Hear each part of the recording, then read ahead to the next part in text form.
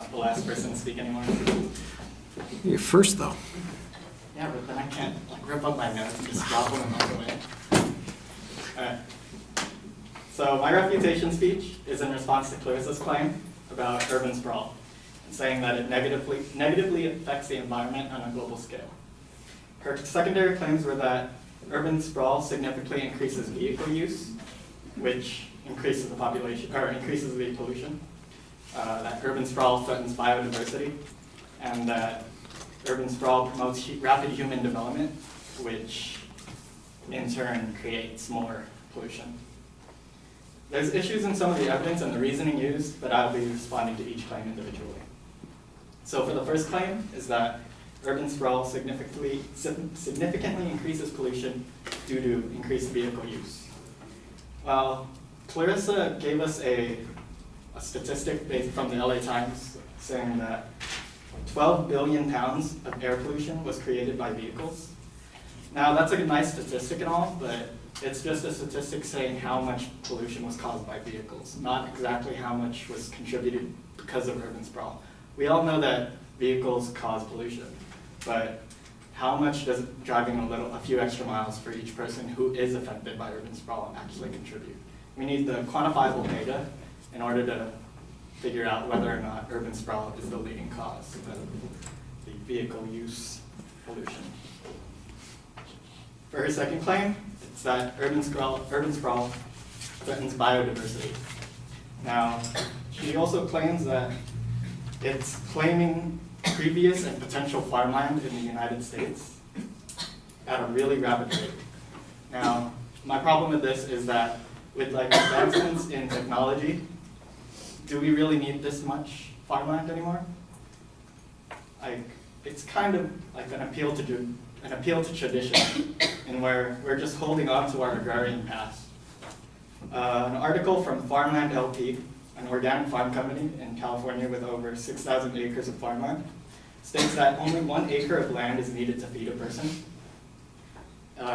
EPA states that in 2012 there were 914 million acres of farmland in the United States. And then the US Census Bureau has the population at 319 million people. So by Farmland LP's own calculations, it's almost 3 times as much farmland as we need per person in the United States. Now her final claim was that rapid human population growth is detrimental to the environment. Now, this is true, but the problem I have with this one is that it's not really relevant to the claim at hand. Urban sprawl is the expansion into less populated regions and the decentralization from urban central areas. So unless this somehow makes humans populate more rapidly because of the different environment they're in, there is no rapid human population growth being made due to urban sprawl. So that is not relevant to the claim. So in conclusion, to my refutation of Clarissa's speech, is that for the first claim, we need actual quantifiable data labeling how much increased population is due to urban sprawl, not just how much is created by vehicles all around the world.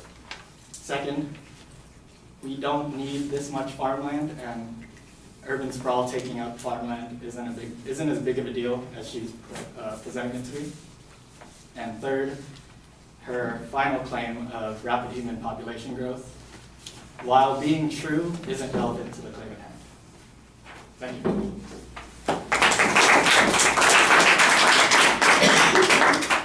It's on.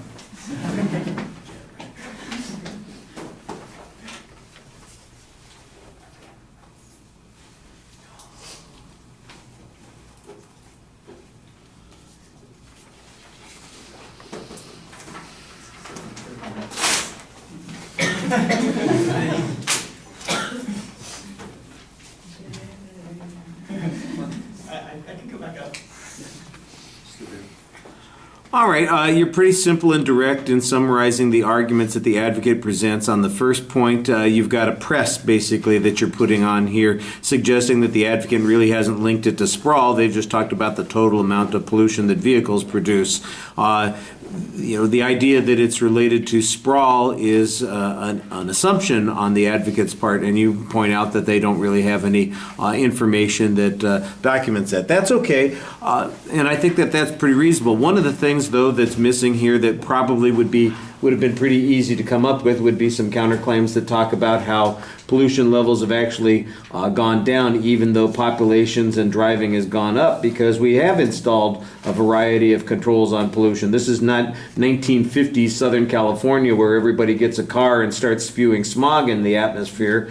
This is 50, 60 years later where every automobile has 16 variations of air pollution control. Everybody has to go every other year to get their car inspected, and if it doesn't pass, there's a control on that. New technologies in the automobiles have reduced the amount of pollution that's put out. We have higher cleaning, burning fuels that are going. I mean, there's just a whole litany of potential claims that you can make here. What you've got is one good press, a reasonable question to ask, but that's it. It's as if I hadn't thought about the issue past that, and I think you needed to think about that one a little bit more. So there's a lot more, I think, that you can make on that first point. On the second point, this is actually the best argument that you have, because it does appear that you did some research on this to figure out, well, is there really an insufficient amount of agricultural land that's available? I don't know that it's ever connected to the biodiversity issue that it gets mentioned, either the advocate presenting it or you presenting it. I hear that term being bandied about, but it mostly sounds like we're losing agricultural land, and that's the argument that you're talking about. And I thought you had a very nice way of illustrating that we have 3 times as much agricultural land as we need for the population that we have. I think there's also an inference in your argument that says that, similar to the argument that I was making just a second ago, that technology is improving these situations, that technology has improved yields, for instance, on these particular agricultural lands that we're using, that, you might want to be careful about stepping in it, but I'm sure that there are a whole variety of new ways of producing foods that use less and less land resources, GMOs, factory farming, that kind of stuff, hydroponics. There's a lot of technology out there that addresses those sorts of issues. So even though we have 3 times as much as we need, the truth is we may be even using less and less as we go along, and so there's plenty of room to do this kind of thing. By the way, there's just one thing that popped into my head as I was listening to the argument. I swear I heard and I know that this is true, that in the last century, a century ago, 90% of the population lived in non-urban areas, and today 90% of the population lives in urban areas. And isn't that centralization as opposed to sprawl? Maybe that's a good way, a general way of responding to that argument. So there might be another way of talking about that issue. And then on your third point, you're basically arguing a relevance issue. I'm not exactly sure how the relevance issue applies here. Either the issue that the advocate was presenting or your answer to it. Like you said, sprawl is decentralization, and maybe there's a question about how decentralized we actually are. That might be the issue that you want to talk about. I wasn't sure what the impact of your argument was on that third point. All right, thank you.